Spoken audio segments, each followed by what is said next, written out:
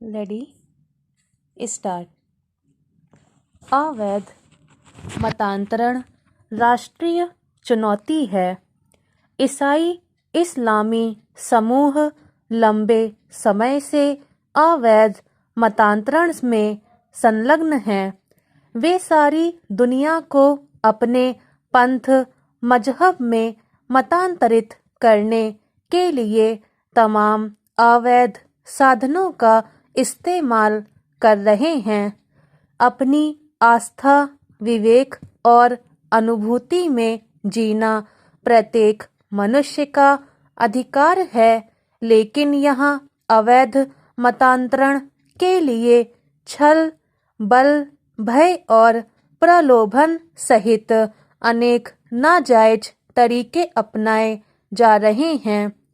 यह मानवता के विरुद्ध असाधारण अपराध है और राष्ट्रीय अस्मिता के विरुद्ध युद्ध भी है। मतांतरण से व्यक्ति अपना धर्म ही नहीं छोड़ता, बल्कि उसकी देव आस्थाएं भी बदल जाती हैं। पूर्वज बदल जाते हैं। वह अपनी संस्कृति के प्रति स्वाभिमानी नहीं रह जाता। वह नए पंथ मजहब के प्रभाव में अपने पूर्वजों पर भी गर्व नहीं करता। उसकी भूसांस्कृतिक निष्ठा बदल जाती है। भूसांस्कृतिक निष्ठा ही भारतीय राष्ट्र का मूल तत्व है। इसलिए मतांतरण राष्ट्रांतरण भी है।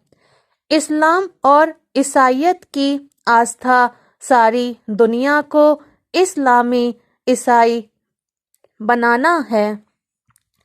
ईसाई मिशनरियां अस्पताल, स्कूल जैसी सेवाएं देकर गरीबों, बीमारों को ठगती हैं।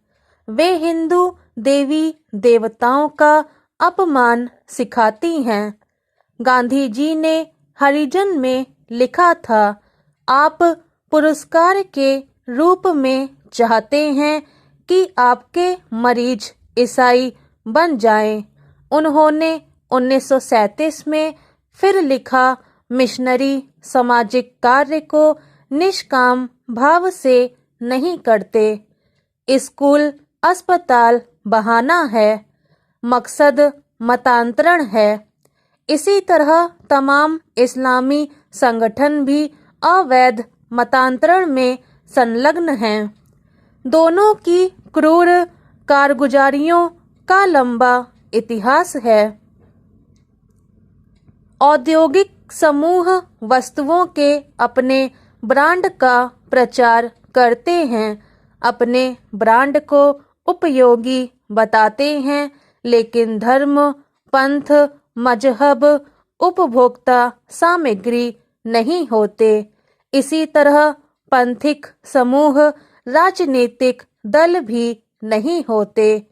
राजनीतिक समूह अपने दल को लोक कल्याणकारी बताते हैं और दूसरे दलों को भ्रष्ट।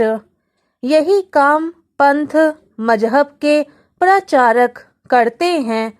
वे अपने पंथ को सही और दूसरे पंथ को गलत बताते हैं।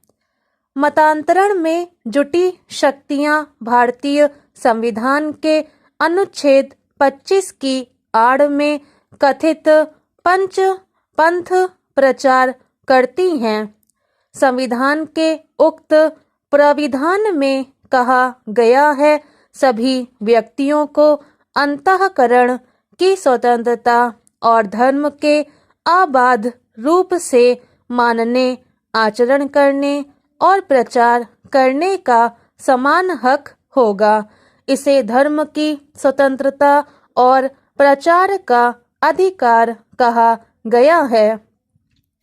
यहाँ अंतर विरोध है। अंतःकरण की स्वतंत्रता में धर्म प्रचारक बाधक है। संविधान सभा में अनुच्छेद 25 पर काफी बहस हुई थी। संविधान के मूल पाठ में धर्म की जगह रिलीजन शब्द का प्रयोग हुआ है। रिलीजन और धर्म में मौलिक अंतर हैं।